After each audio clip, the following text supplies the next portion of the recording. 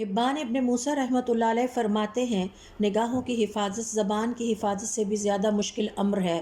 حسن البصری رحمۃ اللہ علیہ فرماتے ہیں، ایک حرام نظر تمہاری کسی بھی نیکی کو ختم کر دے گی اور تمہیں طویل غم میں مبتلا کرے گی۔ ابراہیم ابن ادھم رحمۃ اللہ علیہ فرماتے ہیں، باطل پر کثرت سے نظر ڈالنا دل سے حق کی معرفت کو ختم کر دیتا ہے اور پھر عبادت کی لذت محسوس نہیں ہوتی۔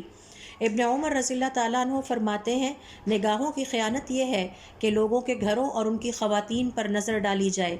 الوراق رحمۃ اللہ علیہ فرماتے ہیں، جس نے اپنی نگاہوں کی حفاظت کی، اس کی زبان پر اللہ تعالیٰ کی طرف سے حکمت جاری ہو جاتی ہے۔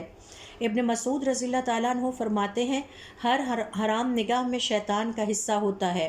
ذو النون رحمۃ اللہ علیہ فرماتے ہیں، حرام نگاہ دنیا اور آخرت کی حسرتوں میں مبتلا کرتی ہے۔